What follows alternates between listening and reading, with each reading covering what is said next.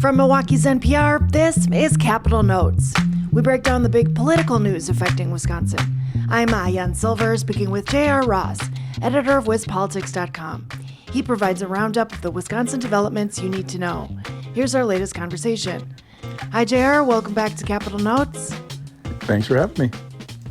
Let's turn for a minute to the U.S. Senate race this year.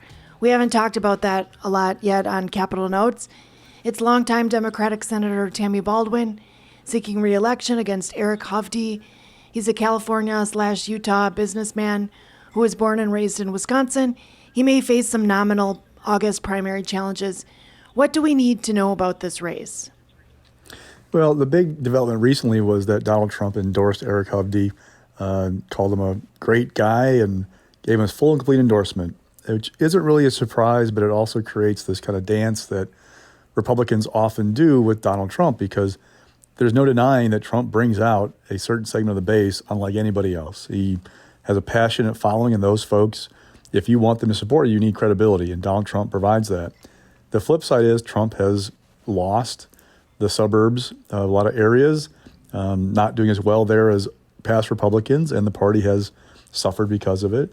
And so how does Eric Hovde embrace that Trump endorsement and get that support from outstate that he needs, places like western Wisconsin and northern Wisconsin, where Trump is very popular, without losing support in the suburbs? We saw some evidence of how he's trying to create some distance between himself and Trump this past week. Examples, he said he doesn't believe the election in 2020 was stolen. Trump continues to harp that theme, did in Green Bay during his rally. Hovde says, look, they thought there were problems, but no, it wasn't stolen. On abortion, he's tried to kind of navigate that issue by saying that he believes in life, but also believes that a woman should have a choice early on in her pregnancy. That's different from where he was back in 2012 when he ran for U.S. Senate and said he was totally opposed to abortion. So you're seeing kind of the pluses and minuses of the Trump endorsement, and Hovde having to try to navigate that while also broadening the appeal that he has. Because you look at the polls, and Donald Trump and Joe Biden, they're both kind of stuck in the mid-40s, maybe upper mid-40s. But that's not how it's going to play out in the Senate race. We're probably going to have some third-party votes in the presidential race. Robert F. Kennedy Jr., Jill Stein, Cornel West, that might keep both Trump and Biden below 50%, but it's not going to be as crowded a ballot, we don't think, at least right now, in the Senate race. So if Trump's at 48%, just pulling a number out of thin air, how does Hovde get to 50 against Tammy Baldwin? He has to broaden that appeal, expand the number of people who are interested in him beyond what Donald Trump can offer, but also how do you do that without losing that hardcore MAGA base? Well, looking at Hovde and Baldwin, can you kind of lay out for voters what they should know about the candidates, in terms of where they stand on big issues? You've mentioned Hovde, abortion a little bit. Yeah, Hovde ran in 2012. He's running again this year. He's toyed the idea of running for a number of elections over the years. Madison businessman, native of Wisconsin, being knocked by Democrats because he owns a bank in California, has a very nice home out there. He has staked out kind of things like immigration, the border, drugs coming across, fentanyl, kind of like the core. But basically, the issues that you're seeing really Trump talk about are the ones he's talking about, trying to bring the country together, solving healthcare, those kinds of things. Baldwin first ran for the county board in Dane County back in the 80s, I want to say. Served in the assembly, went to the Congress, won the Senate seat in 2012 when she beat Tommy Thompson, easily won re-election in 2018. This race is a little bit different for her, though, because in 2018 she had an opponent who really didn't get off the ground post-primary, couldn't really raise money. Leah Vukmir is a state senator. She struggled that race. Hovde's got personal wealth, and we don't know how much, but he's going to put in the race. But we do know that his campaign says he raised at least $1 million from others post the time he got in mid-February through the end of March. We will see exactly what he raised by mid-April when FEC reports are due. We know he's got close to $5 million up on the air so far, so we know he's put personal money in. Again, don't know how much for sure just yet, but that's there. Tammy Baldwin has been a pretty steady Democratic vote in her caucus. She has tried to play up her bipartisan credentials at times by one of her first ads talked about a law she pushed that was supported by both Donald Trump and Joe Biden. She's talked about Buy American quite a bit.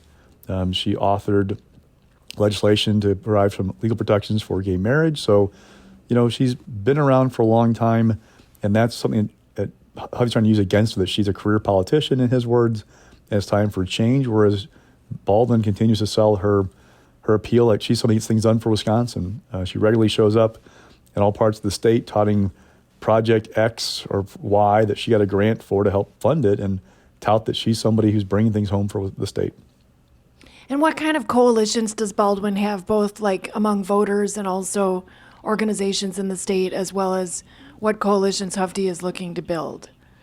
They're pretty Republican for Hovde, pretty Democratic for Baldwin. Again, she's trying to reach across the aisle and expand that coalition a bit, talking about Donald Trump in one of her ads. She does a pretty good job. People tell me when she goes out state that she talks up issues that aren't just, traditional Democratic ones. She talks about ag, did a dairy tour last week. She tries to dive into those issues, goes up to Marinette and talks about the shipping contracts that the company up there, Marinette Marine, wins. I mean, she does those kinds of things. And Hovde is trying to, again, strike that balance of getting the Trump base excited for him, while also trying to pull in traditional Republican voters who have kind of left the party a little bit because they're turned off by Donald Trump. Yeah, I think, recently Eric Hovde had an event in Milwaukee at Pepper Pot Restaurant with business leaders, and he said that that GOP candidates make a mistake when they don't try to compete in Milwaukee and Madison. What do you see there? Oh, absolutely. Of course, then that message gets undercut because the Republican National Committee, now it's been kind of taken over by Trump allies, is doing things like closing a Hispanic outreach center. Now, the state party says it's still doing things, but it's a conflicting message. You get this conflicting message from the party versus Trump when the party says, let's bank votes. Let's go out there and early vote to get these things, turned in so we can focus on more casual Republican voters and help get them out. And then Donald Trump says, don't vote by mail. It's all fraud. So it's an interesting dynamic for them trying to navigate with him at the top of the ticket.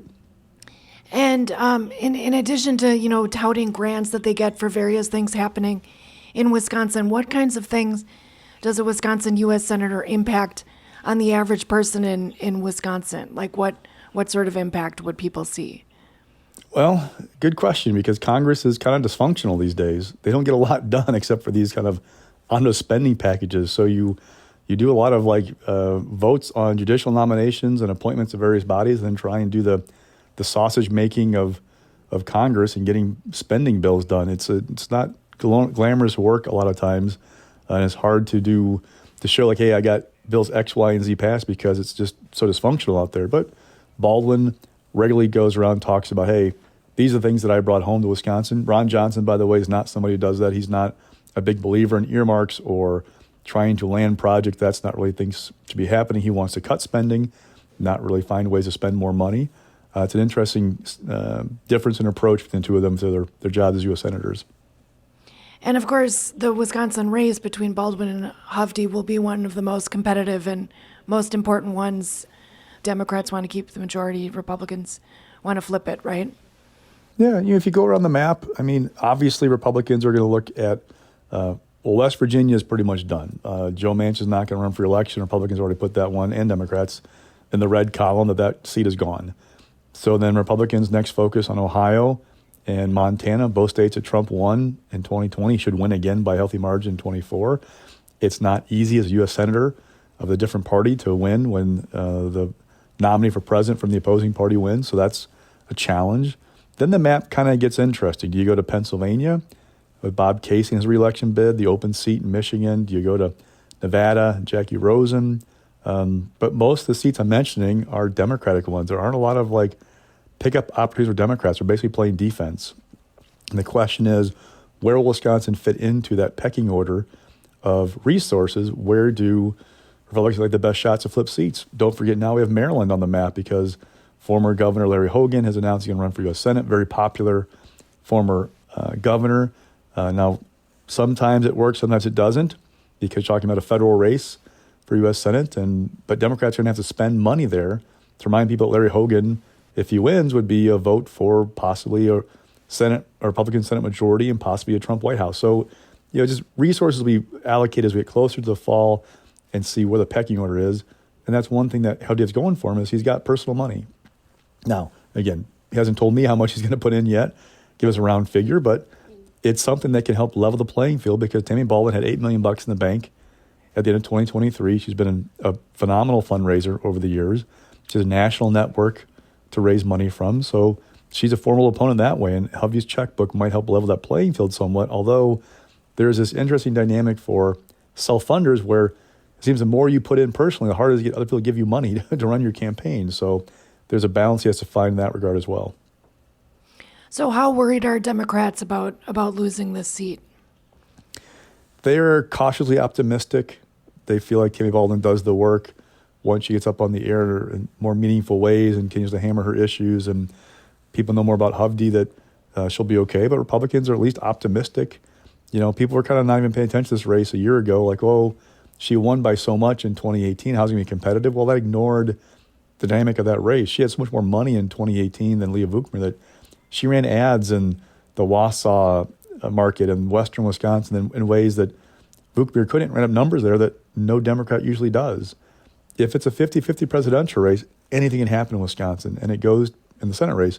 And that goes back to the question of between Baldwin and Hovde, who can best run ahead of the top of their ticket for president in November. That could be the key, is who's got more appeal beyond whatever hard ceiling they may face because of Joe Biden or Donald Trump. You're tuned into Capitol Notes. I'm Maayan Silver, speaking with J.R. Ross, editor of WizPolitics.com. So thanks for that information about the Senate race. It's also another week, another election gone by in Wisconsin. Voters narrowly passed 2 constitutional amendments brought by Republicans in the legislature, and now private funds can't be used to run elections. Can you tell us about this and what practical effect it'll have? Well, one, no more, Republicans call them Zuckerbucks. Basically, back in 2020, it's all reaction to 2020, and there was a series of grants handed out to local governments in Wisconsin, about $10 million statewide to almost 200 communities by a group largely funded by Mark Zuckerberg, the Facebook founder. Of that 10 million, though, like 8.8 million went to 5 cities, the largest in Wisconsin, all happened to vote fairly Democratic in elections. And Republicans cried foul that this was tilting the playing field toward Democrats. They felt like it was inappropriate. So you can't do that anymore.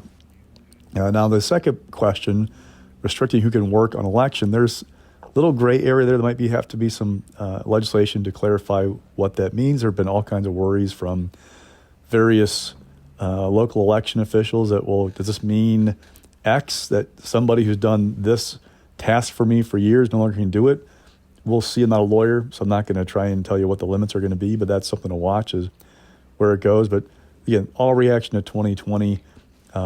Now, what was the strategy behind trying to get that into the Constitution that only election officials can run elections? Can you unpack that? Sure. There was stories about Green Bay and a consultant who helped with the election administration up there. The Republicans feel like that person had a Democratic background and it was inappropriate, the role that he played in 2020, and they didn't want to see that again. So that's why they passed that. And the reason I went to amendment was Governor Evers vetoed their attempts at via legislation. I mean, Governor Evers has now got close to 190 vetoes of bills since he became governor. That is a record in Wisconsin history, and Republicans have been stymied by him over and over again. So, okay, if we can't get it through the governor, we'll go to the constitutional amendment process, which requires passing it in 2 successive legislative sessions, then going to voters for a referendum, then doing it that way. And so the disadvantage now is that there's more regulation or people's hands are tied in some senses potentially in terms of who can help out with the election? Potentially. Republicans have argued that these fears are overblown, that it's a red herring. But, it's like anything.